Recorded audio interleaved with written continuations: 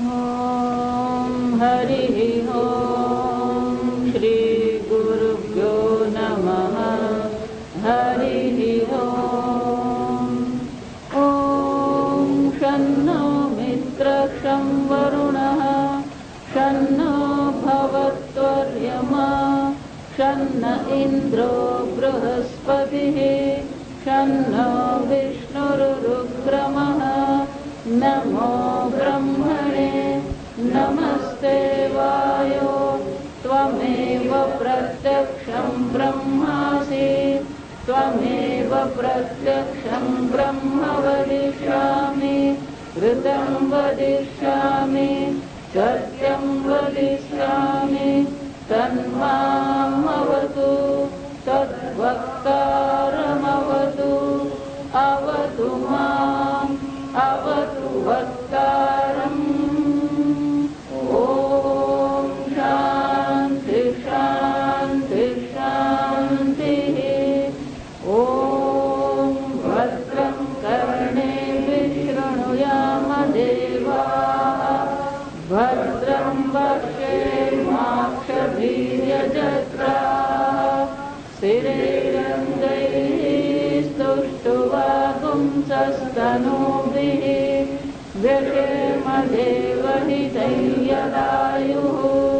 स्वस्ति न इन्द्रो वृद्धश्रवाः स्वस्ति नः पूषा विश्ववेदाः स्वस्ति नस्तार्क्ष्यो अरिष्टनेमिः स्वस्ति नो बृहस्पतिर्ददातु। ॐ शान्ति शान्ति शान्तिः।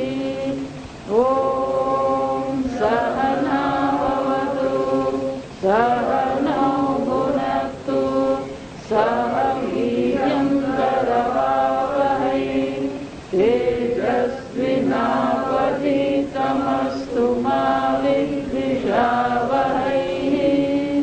ॐ शान्ति शान्ति शान्तिः। सदाशिव समारम्भां शङ्कराचार्यमध्यमाम् अस्मदाचार्यपर्यन्तां वन्दे गुरुपरम्पराम्। श्रुतिस्मृतिपुराणानाम् आलयं करुणालयं नमामि भगवत्पादं शङ्करं लोकशङ्करं शङ्करं शङ्कराचार्यं केशवं बादरायणं सूत्रभाष्यकृतौ वन्दे भगवन्तो पुनः पुनः।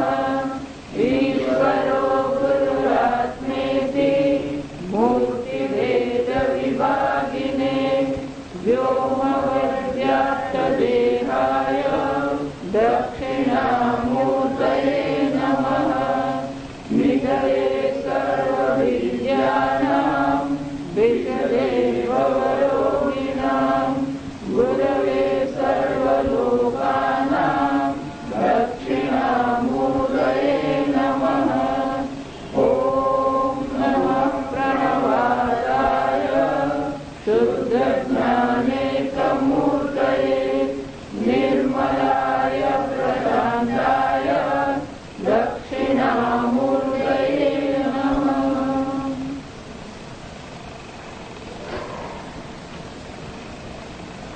मंत्र 6।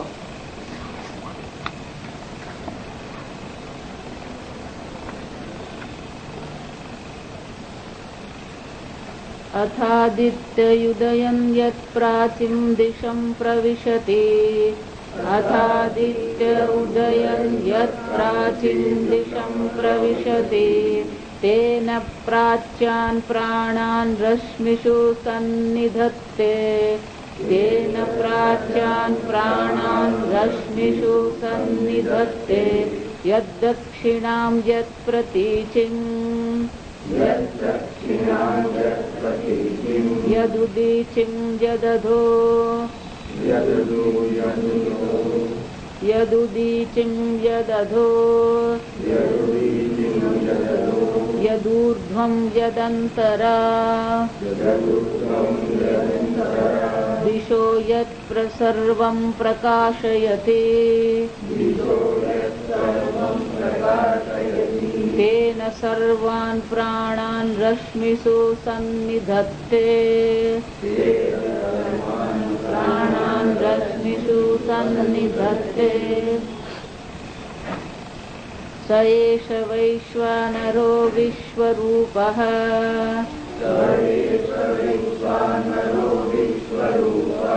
प्राणोऽग्निरुदयते एतद्रुचा तदेतद्रुचा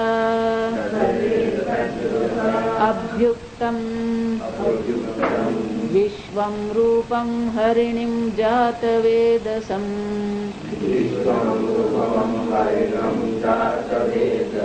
परायणं ज्योतिरेकं तपन्तम् सहस्ररश्मिशतधा वर्तमानः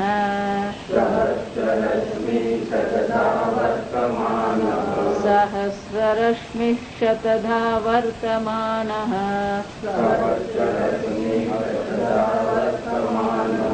प्राणः प्रजानाम् उदयत्येष सूर्यः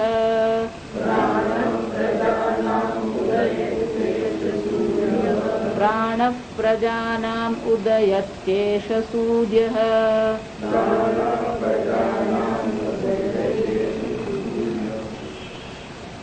प्राणः प्रजानाम् उदयत्येष सूर्यः संवत्सरो वै प्रजापतिः तस्यायने दक्षिणं चोत्तरं च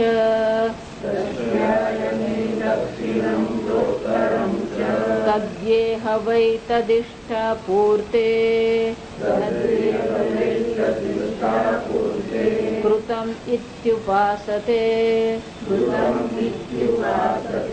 ते चान्द्रमसमेव लोकम् अभिजयन्ते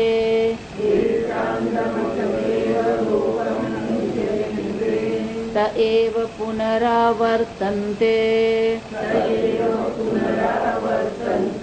तस्मादेत ऋषयः प्रजाकामाः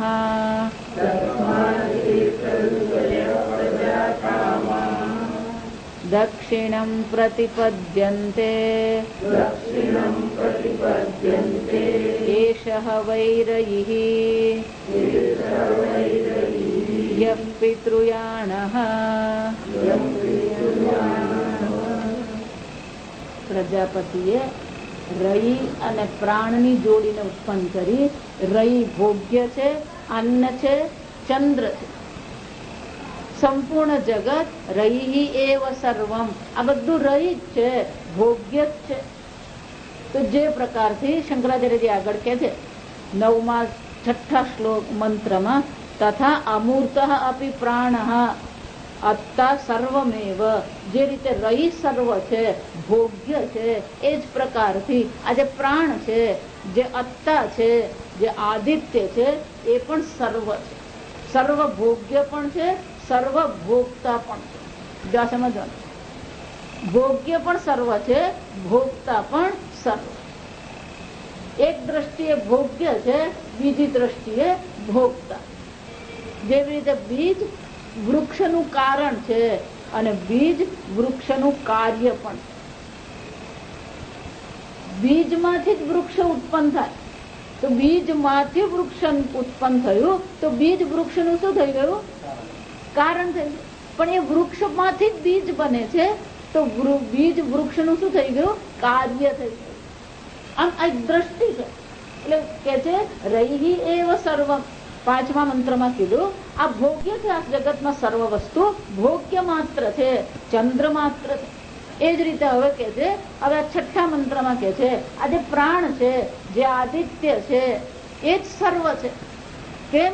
અત્તા સ્વરૂપે એ જ સર્વ, કારણ કે સર્વને એ જ ખાઈ રહ્યો છે, સર્વને ભોગવી રહ્યો છે, તો ભોગતા સ્વરૂપે પણ એ જ સર્વ છે. એટલે શંકરાચાર્યજી કે છે જે રીતે મૂર્તિ જે છે મૂર્ત સ્વરૂપ રહી સર્વ છે, એ જ પ્રકારથી તથા એ જ પ્રકારથી અમૂર્ત અપી પ્રાણ અત્તા સર્વમેવ.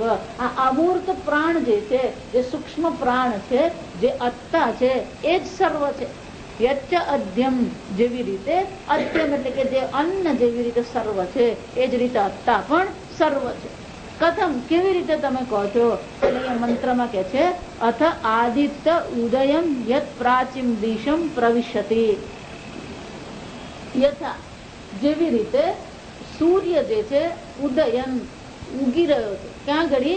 પ્રાચીન દિશમ, પ્રાચી દિશા એટલે કે પૂર્વ દિશામાં જયારે સૂર્ય ઉગી રહ્યો હોય, પ્રવિશતિ એ પ્રવેશ કરી રહ્યો છે, પૂર્વ દિશામાં ઉગી રહ્યો છે, ત્યારે શું થાય છે? શંકરાચાર્યજી કહે છે અથા આદિત્ય ઉદયન ઉદગચ્છન પ્રાણી નામ ચક્ષુ ગોચરમ આગચ્છયંતી યત પ્રાચીન દિશમ. ઉદય થયો એનો શું થયો? એટલે શંકરાચાર્યજી કહે છે પ્રાણીઓના ચક્ષુનો એ વિષય બને. રાત્રે સૂર્ય દેખાતો નથી, એ આંખનો વિષય નથી. જયારે પૂર્વ દિશામાં જયારે ઉદય પામે છે, ત્યારે એ આપણી આંખનો વિષય બને છે. અને એ જયારે આ પ્રકારથી ઉદય પામે છે સૂર્ય, ત્યારે શું કરે છે? પ્રાચીન દિશમ પ્રવિશતિ તેન પ્રાચ્યાન પ્રાણાન રશ્મિષુ સન્નિધત્તે. જયારે એ ઉદય પામે છે ત્યારે શું કરે છે?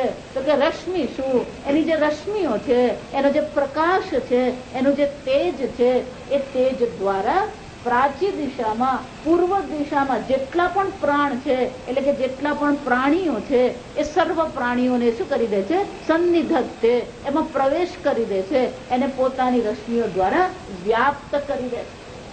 કે આ બધાનું અસ્તિત્વ કોને કારણે છે? એ સૂર્યના પ્રકાશને કારણે. તો આમ એ સન્નિધત્તે એટલે કે સ્વપ્રકાશ, એના શંકરાચાર્યજી કહે છે પ્રવિશતિ વ્યાપનોતિ. પોતાના પ્રકાશ દ્વારા જ એ સર્વને શું કરી દે છે? વ્યાપ્ત કરી દે છે. તેન સ્વાત્મ વ્યાપ્ત્યા સર્વાન તત્સ્થાન પ્રાણાન પ્રાચ્યાન અન્નભૂતાન રશ્મિષુ. આ રીતે આ જે અન્નભૂત જે છે, અન્ન સ્વરૂપ જે આ બધા પ્રાણીઓ જે છે, એ સર્વને પોતાની રશ્મિઓ દ્વારા એ વ્યાપ્ત કરીને શું કરે છે? સ્વાત્મભાવ સ્વરૂપેષુ વ્યાપ્તિમત્સુ, એ પોતાના આત્મ સ્વરૂપ બનાવી લે છે. એટલે કે પોતાનાથી એ અભિન્ન રહેતા નથી. જો આ બહુ મજાની વસ્તુ છે. માટી ઘડામાં વ્યાપ્ત છે એવું કહેવામાં આવે. વિચારી, જયારે ઘડા પર આપણી દ્રષ્ટિ છે, ત્યારે આપણે શું કેવું પડે? માટી ઘડામાં વ્યાપ્ત. પણ માટીની દ્રષ્ટિએ વિચારીએ તો માટી જો વ્યાપ્ત છે એવું કહે તો પેલું દ્વૈત થઈ જાય. જો આ સમજતા, એક ઘડો છે અને એમાં માટી શું છે? વ્યાપ્ત. એવું છે? માટીથી ભિન્ન ઘડા નામની વસ્તુ છે ખરી? એક ઘડો અને બીજી માટી, એવું છે? નહીં. ઘડાની દ્રષ્ટિએ આપણે એમ કહીએ છીએ કે માટી શું છે? ઘડામાં વ્યાપ્ત. પણ વ્યાપ્ત છે એવું કહે ને એટલે પેલો દ્વૈત ભાવ આવી જાય. એક વ્યાપક છે અને બીજું વ્યાપ્ય છે. માટી વ્યાપક છે, જે ઘડા વ્યાપ્યમાં વ્યાપ્ત છે. એટલે શંકરાચાર્યજી કહે છે જયારે આ આદિત્ય ઉદય પામે છે પૂર્વ દિશામાં, તો પૂર્વ દિશામાં જેટલા પણ પ્રાણીઓ છે એને સર્વ પોતાના પ્રકાશથી, પોતાની રશ્મિઓથી એ વ્યાપ્ત કરી દે છે. તો કે વ્યાપ્ત કરી દીધું એવું જયારે કહેવામાં આવ્યું, તો પેલો વ્યાપ્ય વ્યાપક સંબંધ થઈ જાય, દ્વૈત પુરવાર થઈ જાય. અને એટલા માટે શંકરાચાર્યજી કહે છે તેન સ્વાત્મ વ્યાપ્ત્યા સર્વાન તત્સ્થાન પ્રાણાન પ્રાચ્યાન અન્નભૂતાન રશ્મિષુ સ્વાત્મ અવભાસ રૂપેષુ વ્યાપ્તિમત્સુ વ્યાપ્તત્વાત પ્રાણીનઃ સન્નિધત્તે સન્નિવેશયતિ આત્મભૂતાન કરોતિ. એ બહુ સુંદર છે. એમાં પ્રવેશીને એમાં વ્યાપ્ત થઈને શું કરે છે? સન્નિધત્તે આત્મભૂતાન કરોતિ. એટલે કે પોતાનું સ્વરૂપ છે. આ બહુ મજાની વસ્તુ. આ પ્રવિશ્યતિ શબ્દ જે છે, ઘડો બન્યો અને પછી માટી એમાં પ્રવેશ કર્યો. પ્રવેશ કર્યો ને છે. ઉપનિષદમાં પણ આવે, તૈતર ઉપનિષદમાં આવ્યું, તત્શ્રુત્વા તદેવાનુપ્રાવિશત. આ પરમાત્માએ આ જગતની ઉત્પત્તિ કરી અને પછી પરમાત્મા જગતમાં પ્રવેશ કર્યો. તો આવું કેમ કહેવામાં આવ્યું? તત્શ્રુત્વા તદેવાનુપ્રાવિશત. ત્યાં પણ આવું જ કીધું, સતપોતપ્ત્વા સતપોતપ્યત સતપસ્તપ્ત્વા ઇદગું સર્વમસૃજત સર્વમ સૃષ્ટ્વા તદેવાનુપ્રાવિશત. તૈત્રીય ઉપનિષદમાં પણ આ જ પ્રકાર છે. તો કે પરમાત્માએ તપશ્ચર્યા કરી, તપશ્ચર્યા એટલે કે જ્ઞાનમય તપશ્ચર્યા કરી, તપશ્ચર્યા કર્યા પછી ઇદગું સર્વમ, આ સર્વની ઉત્પત્તિ કરી, ઉત્પત્તિ કર્યા પછી એમાં પ્રવેશ કર્યો. આજે આને પ્રવેશ શ્રુતિ કહેવામાં આવે. એને શું કહેવામાં આવે? પ્રવેશ. તો કે પ્રવેશ શબ્દ શા માટે વાપરવામાં આવે? તો કે ઇદગુમ સર્વમ અસૃજત એમ કહીએ ત્યારે પેલું નિમિત્ત કારણ કહેવામાં આવે. આ સર્વનું સર્જન કરવામાં આવ્યું, આ સર્વનું પાલન કરી રહ્યા છે એમ જયારે આપણે કહીએ ત્યારે ત્યાં શું બને છે? એ નિમિત્ત કારણ છે. પણ ઉપાદાન કારણ પણ કોણ છે? પરમાત્મા જ છે. તો કે પરમાત્માને ઉપાદાન કારણ બતાવવા માટે શું કે છે? પ્રવિશતિ. આ જગતમાં એ જ પ્રવેશ્યા છે, એ જ વ્યાપ્ત થઈ ગયા છે. પણ તે ખરેખર વ્યાપ્ત થઈ ગયા? વ્યાપ્ત થયા તો પાછો પેલો વ્યાપક અને વ્યાપ્ય દ્વૈતનો સંબંધ થઈ જાય. અને એટલા માટે શંકરાચાર્યજી કહે છે એ જ પ્રકારથી આ આદિત્ય જયારે પૂર્વ દિશામાં ઉદય પામે છે ત્યારે પોતાની રશ્મિઓથી આ સંપૂર્ણ જગતને પૂર્વ દિશામાં રહેલા સર્વ પ્રાણીઓને શું કરે છે? વ્યાપ્ત કરી દે છે. એટલે કે આત્મભૂત કરી દે છે. પોતાનાથી એ અભિન્ન બનાવી દે છે. ખરેખર તો આત્મભૂત છે. જો સમજવા બનાવે છે એનો અર્થ થયો ખરેખર બનતા નથી. પૂર્વ દિશામાં જેટલા પણ પ્રાણીઓ છે એ સર્વ શું છે? આદિત્ય અત્તા માત્ર છે. એટલું જ નહીં, તથા એવ યત પ્રવિશતિ દક્ષિણામ, જે પણ કઈ દક્ષિણ દિશામાં છે, પ્રતિચિમ જે પણ કઈ પશ્ચિમ દિશામાં છે, યદ ઉદીચિમ જે ઉત્તર દિશામાં છે, યદ અધઃ જે નીચે છે, ઉર્ધ્વમ જે ઉપર છે, યદ પ્રવિશતિ ચ અંતરાદિશ કોણ દિશા અવાંતર દિશ. આમ જે ઉત્તરમાં છે, દક્ષિણમાં છે, પૂર્વમાં છે, પશ્ચિમમાં છે, અધઃ નીચે છે, ઉપર છે, એટલું જ નહીં આ ચાર જે અવાંતર દિશાઓ જે છે, ઈશાન છે, અગ્નિ છે, નૈઋત્ય છે અને વાયવ્ય છે. આજના છોકરાઓને ત્યાં ચાર દિશા ખબર નથી. સમજ શીખવામાં જ નથી આવતું. ઈશાન એટલે પરમાત્મા છે, અગ્નિ સ્થાન છે, નૈઋત્ય છે. નૈઋત્યનો પવન જ વાદળ લાવે. જો સમજો આપણા પશ્ચિમ તટની દ્રષ્ટિએ શું છે? એ નૈઋત્યનો પવન શરૂ થાય એટલે આપણને ખબર પડી જાય કે ચોમાસું બેઠું. ઈશાન દિશામાંથી પવન આવવા માંડે એટલે આપણે સમજી ગયા શિયાળો બેઠો. જ્યાં વિચારો આ દિશા છે એટલે કે છે અવાંતર દિશા. આજે અવાંતર એટલે કે કોણ દિશા છે? આજે બાકીની જે ઉપદિશાઓ જે છે એ દિશાઓમાં પણ યચ્ચ અન્ય સર્વમ પ્રકાશયતી, એ બધી દિશાઓને પણ આ આદિત્ય પોતાના પ્રકાશથી પ્રકાશિત કરી રહ્યો છે, પોતાની રશ્મિઓથી વ્યાપ્ત કરી રહ્યો છે. સર્વાન દિક સ્થાનાન પ્રાણાન રશ્મિસુ સન્નિધત્તે. આ પ્રકારથી એ સર્વમાં એ પ્રવેશ કરે છે. એટલે કે સર્વને પોતાનાથી વ્યાપ્ત કરી દે છે. આત્મભૂત પોતાનામાં આત્મ સ્વરૂપ બનાવી દે છે. એટલે કે એ સર્વ આદિત્ય માત્ર. જેમ સર્વ ભોગ્ય રહી છે એ જ પ્રકારથી સર્વ અત્તા પણ છે. જો સમજવા ફક્ત એક સાપેક્ષિકતા મેં કીધું સ્ટેન્ડ પોઈન્ટ છે, એક દ્રષ્ટિ છે. સર્વ રહી પણ છે, સર્વ પ્રાણ પણ છે. કે આવું પ્રાણ છે એવું તમે કીધું, એ તમે કેવી રીતે કીધું? આ સર્વ ભોગ્ય છે તો અમને ખબર પડી જાય છે, પણ સર્વ ભોગતા છે કેવી રીતે ખબર પડે? એટલે કે છે સયેષ વૈશ્વાનર વિશ્વરૂપ પ્રાણ અગ્નિ ઉદયતે. જો કે આ સંપૂર્ણ જગત જે છે એ કેવું છે? એ બહુ સુંદર ચર્ચા છે. વૈશ્વાનર આ પ્રાણ કોણ છે? સર્વાત્મા વૈશ્વાનર છે. વૈશ્વાનર છે એટલે કે સર્વ પ્રાણીઓના હૃદયમાં એ એક જ છે, સર્વનો આત્મા. સર્વાત્મા એટલે કે સર્વનો આત્મા પણ એ પ્રાણ જ છે, અગ્નિ જ છે, આદિત્ય છે. જો આ ત્રણ શબ્દ સાથે જ ચાલવા જોઈએ. રૈહિ કહીએ, સોમ કહીએ, અન્નમ કહીએ અને ભોગ્ય. આ ચાર શબ્દ એક જ છે. રૈહિ, સોમ, અન્નમ અને ભોગ્ય. પ્રાણ, પ્રાણ, આદિત્ય, અત્તા. અત્તા એટલે કે ભોગતા. એ જ કોણ છે? વૈશ્વાનર. એ અગ્નિને શું કહેવામાં આવે? વૈશ્વાનર. કે અગ્નિને તમે વૈશ્વાનર કેમ કીધું? ગઈકાલે આપણે જોયું એમ કે સર્વ પ્રાણીઓના ઉદરમાં એ વૈશ્વાનર રૂપે રહેલો જ છે. આમ રૈહિ, સોમ, અન્નમ, ભોગ્ય. એ જ રીતે શું થાય છે? પ્રાણ, અગ્નિ, આદિત્ય, ભોક્તા, અત્તા. એક જ છે પણ જુદા સ્ટેન્ડ પોઈન્ટ થી અલગ અલગ છે. જેવી રીતે વ્યક્તિ એક જ હોય તો સમજવાનું, વ્યક્તિ એક જ છે. એને આપણે ડોક્ટર પણ કહીએ, એને પિતાજી પણ કહીએ, એને કાકા પણ કહીએ, એને મામા પણ કહીએ, પણ વ્યક્તિ તો શું છે? એક જ છે. એમ એક દ્રષ્ટિએ એને રઈ કહેવામાં આવ્યું, એને અન્ન કહેવામાં આવ્યું, એને સોમહ કહેવામાં આવે, એને ભોગ્ય પણ કહેવામાં આવે. એ જ રીતે એને પ્રાણ કહેવામાં આવે, અગ્નિ કહેવામાં આવે, આદિત્ય કહેવામાં આવે, ભોગતા કહેવામાં આવે. તો આગળ જેમ કીધું આ આદિત્ય જ સર્વ છે, પ્રાણ જ સર્વ છે. તો કે એવું તમે કેમ કીધું? એટલે કે છે સ એષ વૈશ્વાનર. એ વૈશ્વાનર છે, સર્વાત્મા છે, સર્વ પ્રાણીઓનો આત્મા જ છે. એટલું જ નહીં, વિશ્વરૂપ.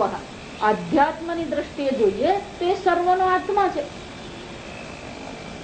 જગતની દ્રષ્ટિએ જોઈએ તો કે છે વિશ્વરૂપ. આ જગતમાં જેટલા પણ નામ અને રૂપ છે એ કોના રૂપ છે? એ આદિત્યના જ રૂપ છે.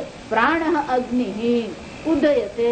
શંકરાચાર્યજી કહે છે વૈશ્વાનર સર્વાત્મા વિશ્વરૂપ વિશ્વ આત્મત્વાચ.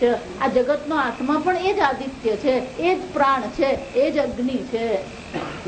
અને સર્વ પ્રાણીઓનો આત્મા પણ એ જ આદિત્ય છે, એ જ પ્રાણ છે, એ જ અગ્નિ છે. ઉદગચ્છતિ પ્રત્યહમ સર્વ દિશા આત્મસાત કુર્વન. અને એ શું કરે છે?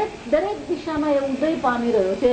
પોતાના આત્મ સ્વરૂપે સર્વને પ્રગટ ઉદય થાય છે. એટલે કે સર્વને એ પ્રકારથી એ પ્રગટ કરી રહ્યો છે, અભિવ્યક્ત કરી રહ્યો છે. પણ કે આવું તમે કેમ કીધું?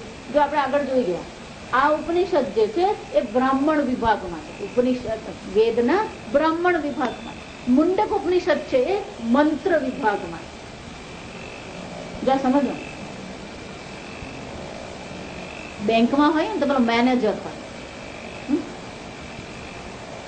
પછી એના હાથ નીચે પેલો ક્લાર્ક હોય.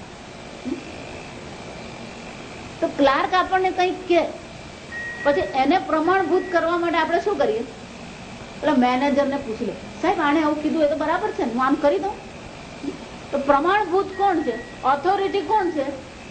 Manager authority. સમજ એટલે વધુ પ્રમાણભૂત કોણ છે? વધારે વિશ્વાસ આપણે કોના પર મૂકી શકીએ? પેલા મેનેજર પર મૂકીએ. એ જ રીતે આ વેદ જે છે એના અનેક વિભાગો છે. સંહિતા છે, મંત્ર છે, બ્રાહ્મણ છે, આરણ્યક છે, ઉપનિષદ છે. આ બધા વિભાગો છે વેદમાં પણ એમાં સૌથી વધારે પ્રમાણભૂત કોને માનવામાં આવે? આ મંત્ર જે છે એને સૌથી પ્રમાણભૂત માનવામાં આવે. આ બ્રાહ્મણ વિભાગ છે. પ્રશ્નોપનિષદ કયા વિભાગમાં છે? બ્રાહ્મણ વિભાગમાં. એટલે બ્રાહ્મણ વિભાગમાં અહીંયા આગળ પીપલાદ મુનિ કોનું અવતરણ કરે છે? મંત્રનું અવતરણ કરે. સમજવા કારણ કે પ્રમાણભૂત કોણ છે? જો ક્લાર્ક ને પણ આપણે કહીએ ને, નાના મેનેજર સાહેબે મને કીધું ને કાલે જ કે 5% વધી ગયા. પ્રમાણભૂત એટલે ક્લાર્ક કોનું કોટેશન એને અવતરણ કરેલું છે? કોને કોટેશન કરે? મેનેજર નું કરે. કેમ? કારણ કે પ્રમાણભૂત કોણ છે? મેનેજર. એ જ રીતે અહીંયા આગળ પીપલાદ મુનિ કહે છે કે રઈ સર્વ છે, આદિત્ય પણ સર્વ જ છે. આ જગતમાં જે પણ કઈ છે સર્વ ભોગતા છે, ભોગ્ય છે. તો કે સર્વ ભોગતા છે એવું તમે જે કીધું, સર્વ ભોગ્ય છે એવું તમે કીધું, એનું પ્રમાણ શું છે? એટલે કે છે તદેતદ રુચા અભ્યુક્તમ. કે આ જે મેં સમજાવ્યું તમને એને માટે આ મંત્ર છે ઋચા, આ ઋચા દ્વારા એટલે કે મંત્ર દ્વારા પણ મેં જે કહ્યું છે એ જ કહેવામાં આવ્યું છે. તો કે કઈ ઋચા છે? એટલે 8મા મંત્રમાં કે છે વિશ્વરૂપમ હરિણીમ જાતવેદસં પારાયણમ જ્યોતિઃ એકમ તપંતમ સહસ્રરશ્મિ શતધા વર્તમાનઃ પ્રાણઃ પ્રજાનામ ઉદયતિ એષ સૂર્ય. આ જ સૂર્ય છે જે ઉદય પામી રહ્યો છે, આ જગતમાં વ્યાપ્ત થઈ રહ્યો છે. પ્રાણ પ્રજાનામ એ સર્વ પ્રાણીઓનો કોણ છે? સર્વ પ્રજાનો કોણ છે? પ્રાણ માત્ર છે, આત્મા માત્ર છે. આમ એ મંત્રનો અહીંયા ઘડી અવતરણ કરવામાં આવ્યું અને અહીંયા બહુ સુંદર છે. જો આ સૂર્યને અહીંયા ઘડી અનેક પ્રકારથી વર્ણન કરવામાં આવ્યું. ત્યાં સૂર્ય આદિત્ય જે પ્રાણ છે, અગ્નિ છે, જે ભોગતા છે, એ કોણ છે? એનું સ્વરૂપ શું છે? એટલે કે છે વિશ્વરૂપમ. આ સંપૂર્ણ જગત જ એનું રૂપ છે. જો વિચારી, કોઈ એક નામ, કોઈ એક રૂપ નથી. વિશ્વરૂપમ, સંપૂર્ણ જગત જ એનું રૂપ છે. સર્વરૂપમ એટલે શંકરાચાર્યજી શું કહે છે? વિશ્વરૂપમ એટલે કે સર્વરૂપમ. એ આદિત્ય જ સર્વરૂપ છે. હરિણમ, હરિણમ એટલે કે છે રશ્મિવંતમ, એ પ્રકાશમાન છે. એની રશ્મિઓથી આ સંપૂર્ણ જગતને વ્યાપ્ત કરી રહ્યો છે. જાત વેદસમ, જાત પ્રજ્ઞાનમ. જો વિચારી એક કેટલીક વાસ્તવિકતાઓ કે કેટલીક વ્યવહારિકતા હોય ને આપણે સ્વીકારવી પડે. પછી એમાં ચમત્કાર કે દિવ્યતા લાવવાની કોઈ જરૂર નથી. જો સમજવાનું, જન્મ થયો એ જ પુરવાર કરે છે અજ્ઞાન છે. જો સમજવાનું, અજ્ઞાનીનો જ જન્મ થાય. કોઈ એવું નહીં કહી શકે એનો જન્મ તો થયો પણ એ જ્ઞાની છે, કહી શકે જ નહીં. જો સમજો, આ વાસ્તવિક કર્મનો સિદ્ધાંત છે. કોઈનો પણ જન્મ ક્યારે થાય? જો જ્ઞાન થઈ ગયું હોય. ભગવાન કહે છે કે જ્ઞાન થયા પછી શું છે? બ્રહ્મ નિર્વાણ મૃચ્છતિ પુનર્જન્મ ન વિદ્યતે. જન્મ થયો એ જ શું પુરવાર કરે? એ અજ્ઞાન. વિચારવાનું. પછી એને જ્ઞાન થયું વસ્તુ અલગ છે. પછી એને 5 વર્ષે જ્ઞાન થયું કે 25 વર્ષે થયું કે 75 વર્ષે થયું એ વસ્તુ અલગ છે. પણ જન્મ થયો એટલે શું છે? અજ્ઞાન. સમજ. પણ અહીંયા તો શું કીધું? જાત વેદ સમ, જન્મથી જ જ્ઞાની છે. જો વિચાર કર, જન્મથી જ જ્ઞાની છે એનો અર્થ શું થયો? એ સર્વજ્ઞ પરમાત્મા છે. જન્મથી જ એટલે કે એ આ જગત રૂપે ઉત્પન્ન થયું ત્યારે પણ એ સર્વજ્ઞ જ છે. આ જગત બની ગયા. જો સમજો, એ જગત બની ગયું. જગત જો એ બની ગયા, વિશ્વરૂપમ બની ગયા, તો કે પછી એ વિકારી બની જશે, જન્મવાળા બની જશે, અજ્ઞાની બની જશે. એવું છે? ભગવાન પણ અવતાર લીધો ને જોવા જોઈએ. ભગવાને જન્મ લીધો એમ કહીએ ને તો પછી ભગવાન પણ કોણ બની જાય?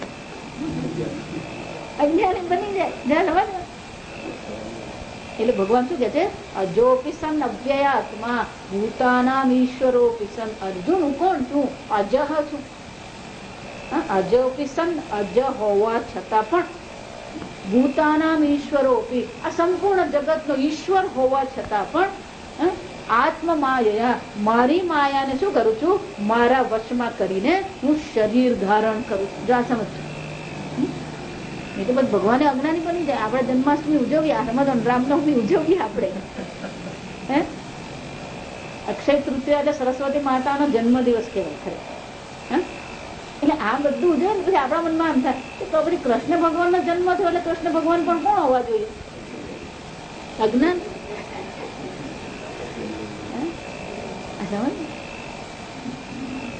એટલે ત્યાં ભગવાન બહુ સુંદર કે, ભગવાન બહુ સુંદર ત્યાં કે છે કે માયાને આધીન થઈને આ જગત જન્મી રહ્યું છે. હું માયાને મારા વશમાં કરીને જન્મ લઉં. આ ફરક છે. જીવ માયાની સામે છે. જીવ શું છે? માયાની સામે પડે. એટલે કે માયાને આધીન છે. પણ માયા કોને આધીન છે? એ પરમાત્માને આધીન. એટલે ભગવાન શું કે છે? આત્મ માયા. આ મારી માયાને જ મારા વર્ષમાં કરીને હું જન્મ ધારણ કરું.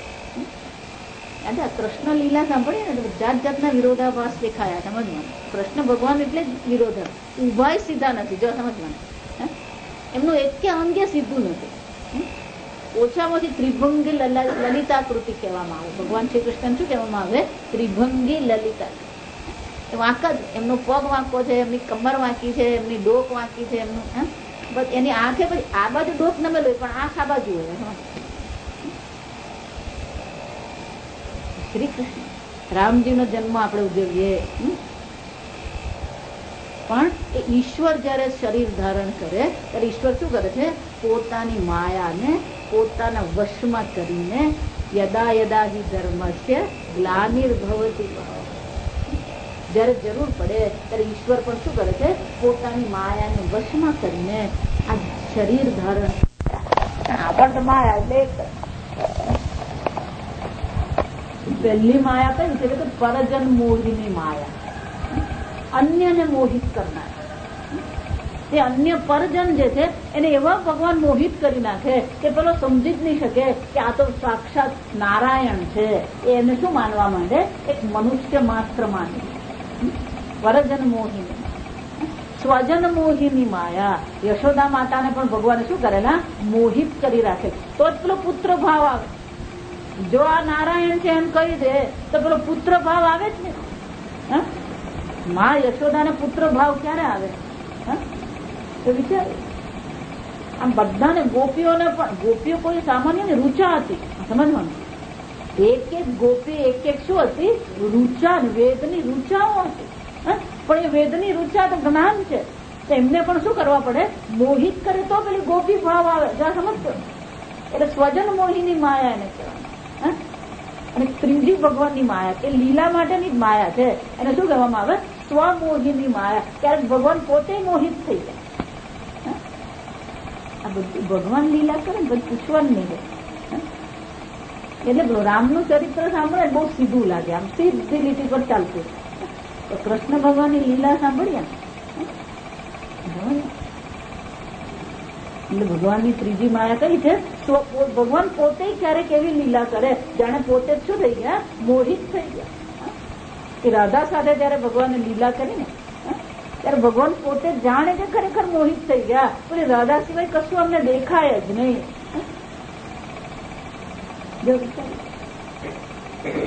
પણ એ ભગવાન કોણ છે? માયાને પોતાના વશમાં રાખા. એટલે માયા ક્યારેય એમને શું છે? મોહિત કરી શકે નહીં, ઢાંકી શકે નહીં. અને એટલા માટે શું કે છે? જાત વેદ સમાજો સમજો. જન્મથી જ કેવા છે? જ્ઞાની છે. જાત પ્રજ્ઞાનમ જાતાની વેદાંસી વિજ્ઞાનાની યસ્માત. જન્મથી જ એવા સંપૂર્ણ વેદને જાણનારા. પરાયણમ સર્વ પ્રાણ આશ્રયમ. પરાયણમ એટલે કે આશ્રય છે, સર્વ પ્રાણીઓનો આશ્રય પણ એ જ આદિત્ય છે. જ્યોતિ એકમ સર્વ પ્રાણીનામ. સર્વ પ્રાણીઓની જ્યોતિ એટલે કે આ આંખનું જે તેજ છે એ પણ કોણ છે? એ જ પરમાત્મા. તમારી આંખના જે તેજથી તમે આ સંપૂર્ણ જગત જોઈ રહ્યા છો એ ચક્ષુની અંતર્ગત જે જ્યોતિ છે એ પણ કોણ છે? એ જ આદિત્ય માત્ર છે. ચક્ષુર્ભૂતમ અદ્વિતીયમ. એકમ એટલે શું છે? અદ્વિતીય. જો સમજ, ગુલાબ એમ કહીએ ને, આજે આ દરેક શબ્દ સમજી લેવાનો. એક એમ કહીએ ને તો આ એક છે. જો સમજ, આ એક ગુલાબ, આ બીજું ગુલાબ. એવું ગુલાબમાં પણ શું થાય? 1 2 3 આવે, અનેકતા આવે. એટલે શું આવે? અનેકતા. ગુલાબ જ છે પણ ગુલાબમાં પણ શું હોય શકે? અનેકતા હોય છે. તો કે ભગવાને અનેક છે કે નહીં? આ આદિત્ય અનેક છે કે નહીં? એકમ એટલે શંકરાચાર્યજી કહે છે અદ્વિતીયમ. બીજું છે જ ને. એક ગુલાબ કહ્યું તો બીજું ગુલાબ એવું આવી શકે, પણ અહીંયા બીજું નથી. એટલે શું કહે છે? અદ્વિતીય. બીજું છે જ ને, એક જ છે. વિચારવા દો. એક એમ કહીએ ને તો પેલો 2 આવી જ જાય. એક એમ કહીએ નો શું થયો? 2 હોય જ. ફૂલ એમ કીધું, ફળ એમ કીધું, આ પેલું આવી જ જાય. સમજજો, ભેદ કહેવાય. એને શું કહેવામાં આવે? ભેદ આવે. 3 પ્રકારના ભેદ આવ્યા. સમજવા, ભેદ કેટલા પ્રકારના હોય? 3 પ્રકારના ભેદ હોય. એક વિજાતીય ભેદ કહેવાય. વિજાતીય ભેદ એટલે કે આ કરણ છે અને આ ગુલાબ છે. બંનેની જાતિ શું થઈ ગઈ? અલગ થઈ ગઈ. પણ આ પુષ્પ એમ કહીએ તો બંને પાસે એક જાતિ થઈ ગઈ. પુષ્પ કહીએ તો બંને શું થઈ ગઈ? એક જાતિ. આ પુષ્પ છે એમ કહીએ તો એક જાતિ થઈ ગઈ. પછી ફળ એમ કહીએ, આ કેળું એમ કહીએ તો બીજી જાતિ થઈ. અને વિજાતીય જાતિમાં પાછા વિભાગ પડતા રહે. પુષ્પ કહીએ એક જાતિ છે, પુષ્પની અંતર્ગત વળી પાછી શું છે? ગુલાબની એક જાતિ છે, કરણની એક જાતિ. કેમ? એટલે કરણમાં પાછા અનેક છે, ગુલાબમાં પણ પાછા અનેક ગુલાબ, દેશી ગુલાબ અને વિદેશી ગુલાબ. અને શું કહેવાય? વિજાતિ. પણ પુષ્પની જ અંતર્ગત એટલે સજાતીય થઈ ગયા. પુષ્પ અને ફળ એમ કહું તો વિજાતીય, પણ કરણ અને ગુલાબ એમ કહું તો કેવા છે? બંને પુષ્પ જાતિની અંતર્ગત છે એટલે સજાતીય છે. એને શું કહેવામાં આવે? સજાતીય. પ્રાણી અને પક્ષી એમ કહું તો વિજાતીય, પણ કૂતરો અને બિલાડી એમ કહું તો કેવા થઈ જાય? સજાતીય. કારણ કે બધા પ્રાણીની અંતર્ગત જ સજાતીય. એટલે વિજાતીય ભેદ, સજાતીય. પછી સ્વગત ભેદ, પોતાની જ અંદર. આ ગુલાબ એમ કહીએ તો ગુલાબ ફૂલમાં પણ ભેદ છે. કેમ? એની પાંદડી છે, એના પુંકેસર છે, એનો અંડ છે, એનું વજ્ર છે, એની દાંડી છે. એ શું કહેવાય? સ્વગત ભેદ છે. વૃક્ષ એમ કહીએ તો વૃક્ષ એક જાતિ થઈ ગઈ. એમાં પછી લીમડો પણ છે, એમાં પીપળો પણ છે. પણ લીમડો એમ કહીએ તેમાં સ્વગત ભેદ છે. કેમ? થડ છે, ડાળી છે, શાખા છે, દાંડી છે, પાંદડા છે, પુષ્પ છે, ફળ છે. આ બધા શું? મૂળિયા છે. આ બધા શું કહેવાય? સ્વગત ભેદ છે. પોતાની અંતર્ગત પણ ભેદ રહેલો. આ સમજવા.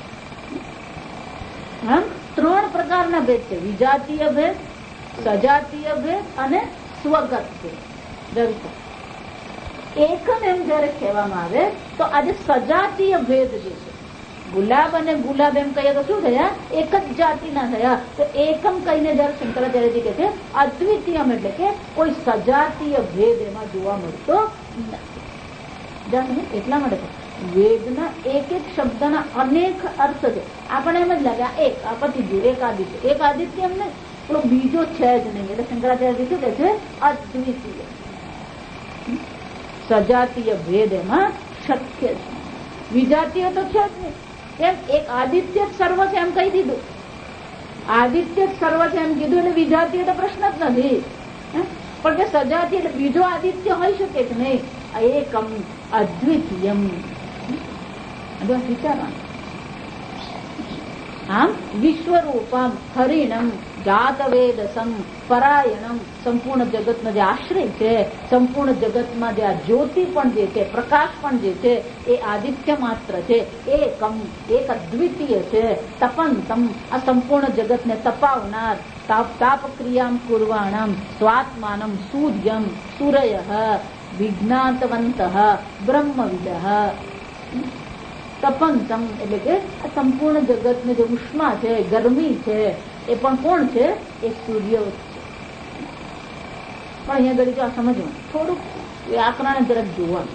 અહીંયા ઘડી જાત વેદસમ હરિણમ એમ કીધું એ દ્વિતીય વિભક્તિ છે. સમજતા એટલે કર્મ છે. તો કે કર્મ છે આ છે શું છે એનું? એટલે શંકરાચાર્યજી એમાં ઉમેરી આપે છે આપણને બ્રહ્મવિદ વિજ્ઞાતવંત, કે બ્રહ્મવેદ લોકો છે.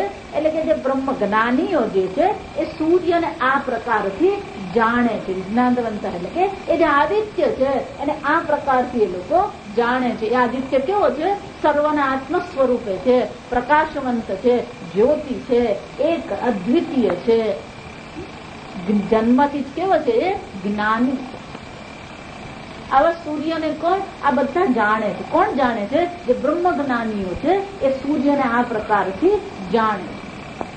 કો અસૌય વિજ્ઞાતવંત, આ જે બ્રહ્મવેદ એને જાણે છે એ કેવો છે?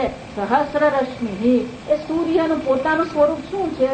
તો કે છે એની અનેક સહસ્ર રશ્મિ, એટલે કે અનેક રશ્મિઓ એની છે, કિરણો છે. શતધા વર્તમાન પ્રાણ, શતધા અનેકધા પ્રાણી ભેદેન વર્તમાન. એ અનેક રશ્મિઓ છે એટલું જ નહીં, વર્તમાન એનું જે અસ્તિત્વ છે, એક જ માટી, એક અદ્વિતીય છે, પણ અનેક આકારે એ વ્યક્ત થઈ. માટી એક જ છે, પણ કુંડા રૂપે, માટલા રૂપે, ઘડા રૂપે. જો માટલા ને ઘડામાં ફરક, આપણને બધું હરખું જ લાગે. ગોળી કહીએ, ઘડો કહીએ, માટી કહીએ, કુલરી કહીએ, આકાર એક જ હોય, પણ એના કદ પ્રમાણે શું છે, એના અલગ અલગ નામ છે. ગોળી એટલે પેલું મોટું, પેલા જયારે માખણ બનાવવામાં આવતું ને એના માટે ગોળી વાપરતા. મોટી ગોળી કાળા રંગની હોય, જાડી હોય. વિચારવા જેવું છે કે આવડી મોટી ગોળી એ કુંભાર બનાવતો કેવી રીતે? સાંધા સુધી તો કરવી નહીં પડે, એવું નહીં પેલા આમ ડોક બનાવી દીધી પછી આમ વચ્ચે મોટી ગોળી બનાવતા માટી. અનેકધા એને શું કહેવાય? શતધા, અનેકધા. માટી એક જ છે પણ અનેક રૂપમાં છે. એટલે કે છે સહસ્ર રશ્મિ શતધા વર્તમાન, એ આદિત્ય જે છે અનેક પ્રકાર, અનેક રેશમીઓ વાળો છે અને અનેક પ્રકારે અભિવ્યક્ત થઈ રહ્યો છે. અનેક નામ અને રૂપમાં જ એ વર્તમાન છે, એટલે કે એનું અસ્તિત્વ છે. પ્રાણી ભેદ એટલે શંકરાચાર્ય શું કહે છે? આ અનેક પ્રાણીઓ રૂપે એ જ આદિત્ય અભિવ્યક્ત થઈ રહ્યો છે. પ્રાણ પ્રજા નામ, આ પ્રાણીઓનો પ્રાણ પણ કોણ છે? એ જ છે. જો વિચારવા દે, પ્રાણી ભેદે ને શતધા વર્તમાન, વર્તમાન એટલે છે, અત્યારે એ છે. કઈ રીતે છે? આ સર્વ પ્રાણીઓ રૂપે, એટલે સર્વ પ્રાણીઓની યોની જે છે, શરીર જે છે, એ પણ એ જ આદિત્ય છે. એ સર્વ યોનિઓમાં જે પ્રાણ છે એ પણ કોણ છે? પ્રજાના પ્રાણ. આ પ્રજાઓના પ્રાણ પણ એ જ છે. એ સર્વનો આત્મા પણ એ જ પ્રાણ, એ જ આદિત્ય છે. આમ શરીર પણ એ જ છે, આત્મા પણ એ જ છે, પ્રાણ પણ કોણ છે? એ સ્થૂળ શરીર પણ એ જ છે, સૂક્ષ્મ શરીર પણ એ જ છે અને સર્વનો આત્મા પણ એ જ આદિત્ય છે. આમ આદિત્ય વય સર્વમ એવું જે કીધું ને, આદિત્ય સર્વ છે. તો કઈ રીતે સર્વ છે? એ સર્વ રૂપે એ જ અભિવ્યક્ત થઈ રહ્યો છે. પ્રાણ પ્રજાનામ પ્રાણ ઉદયતી એષ સૂર્ય, આ સર્વ રૂપે એ સૂર્ય ઉદય પામે છે, એટલે કે અભિવ્યક્ત થઈ રહ્યો છે. આદિત્ય આ સર્વ રૂપે અભિવ્યક્ત થઈ રહ્યો છે. આમ યચ્ચ અસૌ ચંદ્રમા, જો શંકરાચાર્યજી શું કહે છે? જે ચંદ્રમા છે, જે મૂર્તિ છે, જે અન્ન છે, જો આ બધું સાથે જ ચાલે. એટલે શંકરાચાર્યજી ફરીથી 3 શબ્દ આપણને કહે છે. જે રહી છે એ જ ચંદ્રમા છે, એ જ મૂર્ત સ્વરૂપ છે અને એ જ અન્ન છે. અન્ન છે એટલે કે ભોગ્ય. અમૂર્તિશ્ચ, જે અમૂર્તિ છે, પ્રાણ, જે પ્રાણ છે, અત્તા, જે સર્વનો ભોગતા છે, જે આદિત્ય છે. એટલે બધું સાથે જ વિચારો. આટલું તો યાદ રાખો, મંત્ર યાદ નહીં રહે તો કઈ નહીં, પણ શું છે? આ બે જોડી, મિથુનમ કીધું ને, આ જોડી બનાવી, રહી અને પ્રાણની જોડી બનાવી. એટલે આ જોડી યાદ રાખ્યું ને આપણે. એટલે શંકરાચાર્ય ફરીથી એ જોડી આપણને શું કરે છે? યાદ દેવડાવે. એટલે કે છે યશ્ચ અસૌ ચંદ્રમા મૂર્તિ અન્નમ અમૂર્તિશ્ચ પ્રાણ અત્તા આદિત્ય તદેકમ એતન મિથુનમ સર્વમ. આ જ એક જોડી છે જે સર્વ છે. રહી પણ સર્વ છે અને આદિત્ય પણ સર્વ છે. કથમ પ્રજા કરીષ્યતે ઇતિ ઉચ્યતે. તો કે હવે આ જોડી જે છે, જો સમજો, હજી તો આ જોડી જ બનાવી ભગવાને, પણ એ જોડી પણ સર્વ જ છે. કેમ? કારણ કે એ સર્વના આત્મ સ્વરૂપે. જો એટલા માટે એક જ વસ્તુ યાદ રાખવાની, ઉપાદાન કારણ યાદ રાખીએ ને એટલે બધું ચાલે બરાબર. સોનાની બિસ્કિટ છે તો એ પણ શું છે? સોનું છે. એમાંથી પતરું બનાવ્યું તો એ પણ શું છે? સોનું જ છે. નામ અને રૂપ બદલાઈ ગયા. પછી એ જ જે પતરું છે એને કાપીને આપણે લાંબી એની તાર બનાવ્યા તો એ પણ શું છે? સોનું છે. એના ટુકડા બનાવ્યા એ પણ શું છે? સોનું છે. એની કડી બનાવી દીધી તો શું છે? અને એનો હાર બની ગયો તો એ પણ શું છે? સોનું. આમ દરેક નામ રૂપ પર પેલું યાદ શું કરવું પડે? બિસ્કિટ પણ સોનું છે, પતરું પણ સોનું છે, તાર પણ સોનું છે, ટુકડા પણ સોનું.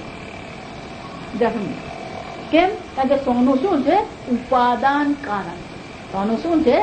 ઉપાદાન કારણ.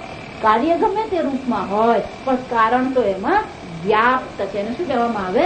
વ્યાપ્ત. જો એક વ્યાપ્ત શબ્દ અહીં વાપરો છે એટલા માટે. તો કે એક પ્રજાપતિ છે, એને આ બે મિથુન, આ જોડીની ઉત્પત્તિ કરી, રઈ અને પ્રાણની ઉત્પત્તિ કરી. તો પ્રજાપતિ જ રઈ છે, પ્રજાપતિ શું છે? એ પ્રાણ છે. એટલે શંકરાચાર્યજી કહે છે આ પ્રકારથી એ રઈ અને પ્રાણની જે જોડી ઉત્પન્ન કરી એ પણ શું છે? પ્રજાપતિ જ છે. જેમ પતરું પણ સોનું છે, તાર પણ સોનું છે. બરાબર સમજી લેવાનું. તો કે આ જોડી ઉત્પન્ન કરી તો રઈ પણ સર્વત છે અને પ્રાણ એટલે કે આદિત્ય પણ સર્વત છે. આમ પુરવાર કરી દીધું, આપણે સમજાવી દીધું કે રઈ પણ એક સંપૂર્ણ જગત છે, આદિત્ય પણ એ સંપૂર્ણ જગત. ઓકે, તમે તો આગળ એવું કીધું આ મિથુન ઉત્પન્ન કર્યા પછી કથમ પ્રજા કરિષ્યતે. કારણ કે પ્રશ્ન શું હતો? કુતો વા ઇમાહા પ્રજાહા પ્રજા. કબંધી કાત્યાયને પીપલાદ મુનિને પ્રશ્ન શું પૂછેલો? આ જે પ્રજા અમે જોઈ રહ્યા છે, આ જે સંપૂર્ણ જગત જે છે એ શામાંથી ઉત્પન્ન થઈ? આજે મુખ્ય પ્રશ્ન યાદ રાખવાનો. તો આપણે આગળ જઈએ ને પેલું પાછું ભૂલાતી જાય. એટલે કબંધી પ્રશ્ન શું પૂછેલો? શામાંથી આ સંપૂર્ણ જગતની ઉત્પત્તિ થઈ? ત્યારે પીપલાદ મુનિએ પહેલો ઉત્તર શું આપ્યો? કે આ રઈ અને પ્રાણની ઉત્પત્તિ કરવામાં આવી અને એ રઈ અને પ્રાણનું જે મિથુનમ છે, કરિષ્યતે પ્રજા, એ જ આ પ્રજાની ઉત્પત્તિ કરશે એવું પ્રજાપતિએ વિચાર્યું. તો કે આ તો હજી મિથુન ઉત્પન્ન થયું, આ જોડી બનાવી તમે. એટલે શંકરાચાર્યજી કહે છે તદ એકમ એતમ મિથુનમ સર્વમ. આ મિથુન જ સર્વ છે. કથમ પ્રજા કરિષ્યતે. પણ કે હજી પ્રજા ઉત્પન્ન થયું તો તમે કીધું જ નથી. કેવી રીતે આ પ્રજા ઉત્પન્ન કરી? એટલે કે કથમ પ્રજા કરિષ્યતે, કેવી રીતે આ પ્રજાની ઉત્પત્તિ કરશે? એટલે શ્રુતિ માતા કહે છે આગળ 9મા મંત્રમાં સંવત્સર વૈ પ્રજાપતિ. જો પાછું એ આ મિથુન માંથી શાની ઉત્પત્તિ થઈ? સંવત્સરની ઉત્પત્તિ થઈ. જો કાળની ઉત્પત્તિ થઈ, વિચારજો. કાળ પણ પરમાત્મા છે, કાળ પણ પરમાત્મામાંથી ઉત્પન્ન થયો. એટલા માટે જ આપણે કાળની પણ પૂજા કરીએ. જો આપણે છે ને ભાવમાં બહુ આવી જોઈએ. ભગવાનની પૂજા તો છે ને સારામાં સારી વસ્તુ, પણ એની પાછળનો અર્થ પણ આપણે સમજવાનો. જો આ કાળની પૂજા આપણે ક્યાં કરીએ? જો વિચાર, હું કરીશ પણ બધું બરાબર લાગે. કાળની પૂજા આપણે ક્યાં કરીએ? બધા જ કરે છે. આ સમજ ક્યાં કરીએ? આમ પૂછું તો જવાબ નહીં આવડે. પણ ઉજ્જૈનમાં કોણ છે?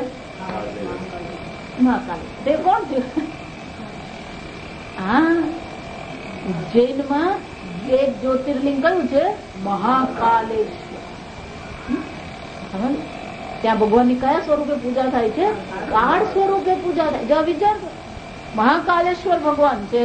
અને મહાકાલેશ્વર છે એટલું જ નહીં, એ સર્વનો ભોગતા પણ છે, સર્વનો સંહાર કરનાર છે. એટલા માટે સવારના પોરમાં તમે 4 વાગે ત્યાં જાઓ ને, તો સ્મશાનની ગરમ ભસ્મ એ ભગવાનને ચડાવવામાં આવે અને એ પ્રસાદ રૂપે મળે ને તો ભયો ભયો.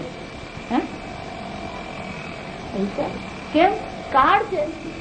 કાલો જગત ભક્ષક. કાળ કોણ છે? આ પૂર્ણ જગતનું ભક્ષણ કરનાર ખરેખર કોણ છે? યમ રાજા નથી. આ સમજજો, સંપૂર્ણ જગતનું ભક્ષણ કરનાર તો કોણ છે? કાલો જગત ભક્ષક. આ કાળ શું કરે છે? આ ટીક ટીક કરતો જાય છે અને જગતને શું કરતો જાય? ખાતો જાય. કાલ ક્રીડતી ગચ્છતિ આયુ. શંકરાચાર્યજી ગદગોવિંદમાં શું કહે છે? આ કાળ ટીક ટીક કરતો રહે છે અને તમારું આયુષ્ય શું થતું રહે છે? ક્ષીણ થતું જાય. વિચાર,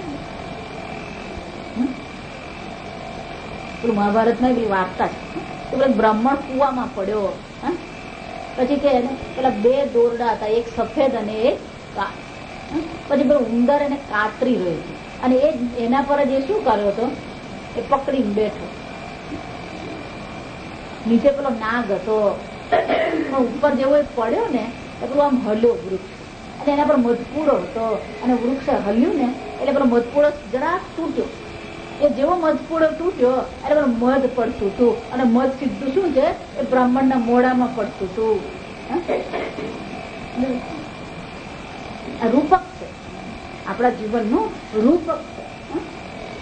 કે આ નીચે પેલો કાળ રૂપી નાગ શું છે, બેઠો જ છે રાહ જોઈ, ક્યારે પડે ને ક્યારે હું શું કરું, દંડ કરું, ત્યારે હાથમાં આવે ને શું કહેવાય.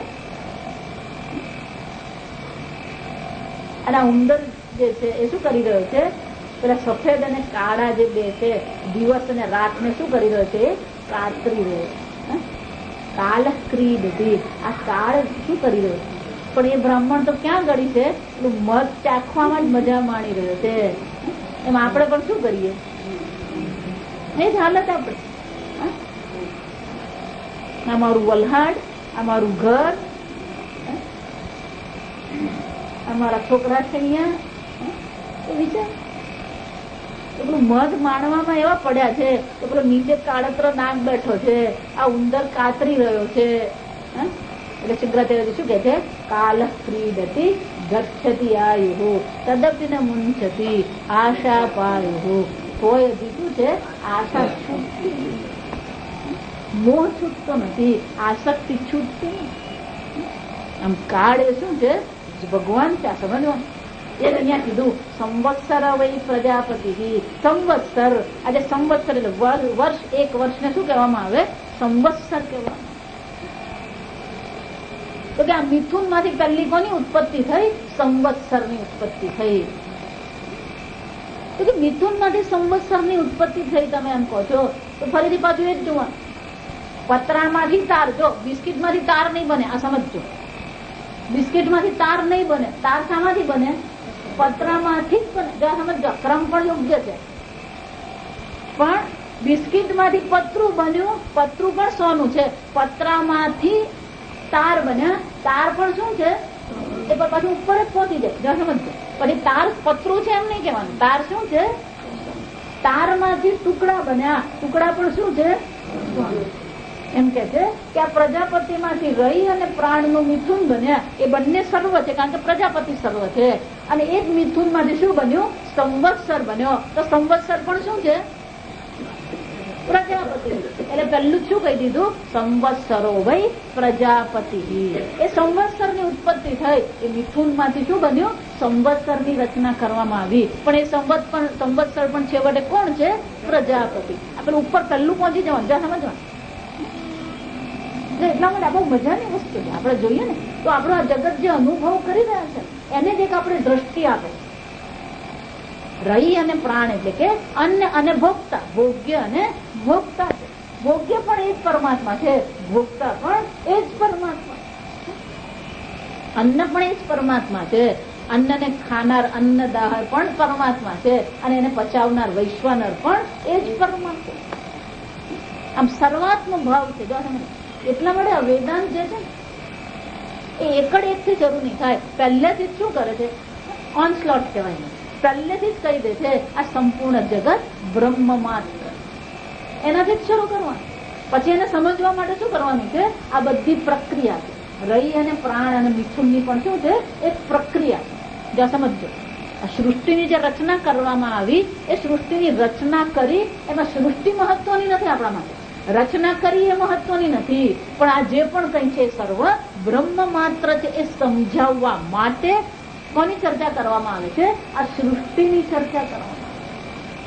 એટલે સૃષ્ટિની રચના કરી એમ બતાવીને સૃષ્ટિને સત્ય પુરવાર કરવા માંગતા નથી, પણ સૃષ્ટિ પણ એ જ પરમાત્મા માત્ર છે.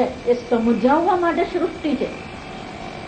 નહીં તો પછી તો જો સૃષ્ટિ પણ સત્ય થઈ જાય ને તો ગડબડ થઈ જાય. સમજ, પતરું જો સત્ય બની ગયું તો પછી સોનું શું કરશું, ઘડો જો સત્ય બની ગયો તો માટીને શું કરશું. ઘડો સત્ય છે, પતરું સત્ય છે નહીં, સત્ય તો એક જ છે. ગાત ઘડિયા પછી નામ રૂપ જૂજવા, અંતે તો હે મનુ હે મનુ. આ સૃષ્ટિ પ્રક્રિયા જે છે એ ખરેખર સૃષ્ટિને સત્ય પુરવાર કરવા માટે નથી, પણ આ સૃષ્ટિ એક અદ્વિતીય પરમાત્મા માત્ર છે એ દ્રષ્ટિ આપણને આપવા માટે. અને એટલા માટે પીપલાદ મુનિ શું કરે છે, સંવત્સરો વૈ પ્રજાપતિ. આ જે બે મિથુન છે એમાંથી આ સંવત્સર ની ઉત્પત્તિ થઈ, તો સંવત્સર પણ પ્રજાપતિ જ છે. પણ કે તમે મિથુન કીધું ને એટલે પછી બધે પેલું બબ્બે હોવું જોઈએ. જો આ સમજ, પેલું બાળકનો જન્મ થાય ને એટલે પૂછીએ છોકરો છે કે છોકરી, કેમ કે મિથુન જ ચાલે, પછી બધે મિથુન જ ચાલવાનું. એક વાર જોડી બની પછી બધે શું હોવાનું? એ જોડી હોવાની. તો કે સંવત્સર તમે એમ કીધું તો સંવત્સરમાં જોડી છે ખરી? તો કે બધે જ જોડી છે. જો વિચારી ગયું, બહુ સુંદર છે. એટલે આગળ કે છે તસ્ય અયને દક્ષિણમ ચ ઉત્તરમ ચ. આ સંવત્સરમાં એક જોડી કઈ છે? દક્ષિણાયન અને ઉત્તરાયન. તદ્યે વૈ તદ ઇષ્ટાપૂર્તે કૃતમ ઇતિ ઉપાસતે. અને આ સંવત્સર જે પરમાત્મા છે, જેને અયન છે, બે અયન છે, દક્ષિણાયન છે અને ઉત્તરાયન છે, એની શું કરવામાં આવે છે? ઉપાસના કરવામાં આવે છે. એ ઉપાસના જે કરે છે, કયા પ્રકારની ઉપાસના કરવામાં આવે છે? એટલે કે છે ઈષ્ટાપૂર્તે કૃતમિતિ ઉપાસતે. આ ઈષ્ટ અને અપૂર્ત જે છે એ બંને દ્વારા શું કરવામાં આવે છે? એ પ્રજાપતિની સંવત્સર સ્વરૂપ એ પરમાત્માની ઉપાસના કરવામાં આવે છે. પણ એ કેવા છે? તો કે ઈષ્ટ અપૂર્તિ એટલે કર્મ છે. ઈષ્ટ અને અપૂર્તિ શું છે? ઈષ્ટ એટલે કે આ યજ્ઞ કર્મ જે આપણે કરીએ ને એને ઈષ્ટ કહેવામાં આવે. વૈદિક યજ્ઞ કર્મ જે છે એને ઈષ્ટ કહેવામાં આવે. અને આજે સામાજિક સેવાઓ જે આપણે કરીએ, અગ્નિહોત્રમ, તપઃ, સત્યમ, વેદાનમ ચ અનુપાલનમ, આતિથ્યમ, વૈશ્વદેવશ્ચ ઇષ્ટમિતિ અભિધીયતે. આને ઈષ્ટ કર્મ કહેવામાં આવે. ઇષ્ટ કર્મ એટલે કયા છે? સત્ય બોલવું, યજ્ઞ કર્મ કરવું, તપશ્ચર્યા કરવી, અગ્નિહોત્ર કર્મ કરવું, વૈશ્વદેવની બલિ આપવી, આ બધા જે છે કેવા છે? ઇષ્ટ કર્મ છે. કર્મ છે પણ કેવા છે? ઇષ્ટ એટલે કે વેદમાં જેનો ઉલ્લેખ કરવામાં આવે. પૂર્ત કર્મ કોને કહેવામાં આવે? વાપી, કૂપ, તડાગાદિ દેવતાયતનાની ચ અન્ન પ્રદાનમ આરામ પૂર્તમિતિ અભિધીયતે. આ પાંચ જે છે એને પૂર્ત કર્મ કહેવામાં આવે. સામાજિક સેવા. વાપી એટલે શું છે? વાવ. વાપી એટલે શું છે? વાવ. કૂપ એટલે તળાવ. તળાવ એટલે પાછું તળાવ. કૂપ એટલે કૂવો. કૂપ એટલે કૂવો અને તળાવ એટલે તળાવ. આ બધાને બનાવવું. જો પહેલાના જમાનામાં આ બધાને બહુ મોટા કર્મ કહેવામાં આવે. કોઈ વાવ બનાવે. જો આપણી અડાલજની વાવ છે, બહુ મોટી વાવ છે, ત્યાં 7 માળની વાવ છે. તો વાવ બનાવવી, કૂવો ખોદાવવા, તળાવ બનાવવું, પછી શું કે છે? દેવતા મંદિર બાંધવા, અન્ન પ્રદાનમ અન્ન ક્ષેત્ર ખોલવું, આરામ ધર્મશાળા ખોલવી, આ બધાને શું કહેવાય? પૂર્ત કર્મ કહેવાય. સામાજિક સેવા કહેવાય. એક વૈદિક કર્મ છે, બીજા આ સામાજિક કર્મ.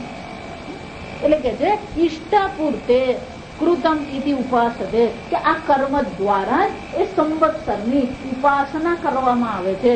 આ ઉપાસના કર્મ દ્વારા કરવામાં આવે. જો સમજ છે? પણ કે એ પણ છેવટે કર્મ છે. જો એ કર્મ છે તો અનિત્ય છે, તો એનું ફળ પણ કેવું હશે? અનિત્ય જ હશે. અને ફક્ત કર્મ કરે છે લોકો. એટલે આગળ કે છે તે ચાંદ્રમસમેવ લોકમ અભિજયંતે. આવા ફક્ત જે વૈદિક અને સામાજિક લૌકિક એને છે શાસ્ત્રમાં શું કહેવાય? વૈદિક કર્મ અને લૌકિક કર્મ. તો જે વૈદિક કર્મ લૌકિક કર્મ કરનાર છે, આ પ્રકારથી જે પુણ્ય કર્મ દ્વારા પરમાત્માની પૂજા કરનારા જે છે એ બધાને કયો લોકની પ્રાપ્તિ થાય છે? ચંદ્રલોકની પ્રાપ્તિ થાય. અને ત્યાં પણ ગયા પછી શું છે? ત્યાં કોઈને સિટીઝનશીપ મળતું નથી. ક્ષીણે પુણ્ય મર્ત્ય લોક. એવું નથી. પેલું અમેરિકા ગયો ને 5 વર્ષ રહે એટલે શું મળી જાય? સિટીઝનશીપ. અહીંયા કોઈને એટલે આગળ હું નથી કહેતી. જો અહીંયા કહે છે તે એવ પુનરાવર્તન. તે એ ચંદ્રલોકમાં ગયા ખરા, કર્મ કર્યા, કર્મથી પુણ્ય મળ્યું અને પુણ્યને કારણે ચંદ્રલોકની પ્રાપ્તિ થઈ, પણ ત્યાં પરમેનન્ટ રહેતો નથી. તે એ જે ઉપાસના કરનારા જે છે તે એવ પુનરાવર્તન. તે એ પાછા શું છે? ખોટો સિક્કો પાછો અહીંયા આવી. આમ શ્રુતિ માતા કહે છે આ પ્રકારથી ફક્ત કર્મ જે કરનારા છે, ફક્ત કર્મ કરનારા છે એને ચંદ્રલોકની પ્રાપ્તિ થાય છે. અને ચંદ્રલોકમાં ભોગ ભોગવ્યા પછી એ અહીંયા પાછા આવે છે. एते ऋषयः प्रजाकामाः दक्षिणं प्रतिपद्यन्ते। आ प्रकारથી આ દક્ષિણાયન ગતિ, આ કઈ ગતિ છે? દક્ષિણાયન ગતિ કહેવામાં આવે છે. જે પ્રજાકામ ઋષિ, જે ઋષિ મુનિઓ છે જેમણે અનેક પ્રકારના કર્મ કર્યા છે, એ પ્રજાકામ ઋષિઓને શું થાય છે? દક્ષિણમ, એ દક્ષિણ માર્ગથી એમની ગતિ થાય છે. એષઃ વૈ રયિ યહ પિતૃયાન. આ કયો માર્ગ છે? તો કે આ દક્ષિણ માર્ગ છે. એમને ચંદ્રલોકની પ્રાપ્તિ થઈ શકે અને આ પિતૃમાયાણ એટલે કે એ પિતૃ માર્ગમાં પણ એ લોકો પિતૃલોકની પણ એમને પ્રાપ્તિ થઈ શકે છે. પણ એ કેવી છે? એષઃ વૈ રયિ. આ રયિ છે, અન્નમ છે, ફક્ત કર્મની ગતિ. જો એટલા માટે જ આગળ કહી દીધું, રયિ છે એ સોમ એટલે ચંદ્ર છે, અન્ન છે અને ભોગ્ય. એટલે જે માત્ર ઈષ્ટ અને આપૂર્ત કર્મ કરનારા છે, ઈષ્ટપૂર્ત કર્મ કરનારા જે છે, એમને દક્ષિણ માર્ગથી એમની ગતિ થાય છે, એમને ચંદ્રલોક અને પિતૃલોકની પ્રાપ્તિ થાય છે. અને ત્યાં ગયા પછી એ પુનરાવર્ત છે, ફરીથી પાછા અહીંયા આવી જાય. આમ જો આના પર બહુ સુંદર શંકરાચાર્યજીનું બહુ વિશાળ ભાષ્ય છે. એ ભાષ્ય આપણે આવતીકાલે જોઈશું. ઓમ અસતો મા સદ્ગમય તમસો મા જ્યોતિર્ગમય મૃત્યોર્મા અમૃતંગમય. ઓમ પૂર્ણમદ પૂર્ણમિદં પૂર્ણાત પૂર્ણમુદચ્યતે પૂર્ણસ્ય પૂર્ણમાદાય પૂર્ણમેવાવશિષ્યતે. ઓમ શાંતિ શાંતિ શાંતિ. હરિ ઓમ. શ્રી ગુરુભ્યો નમઃ.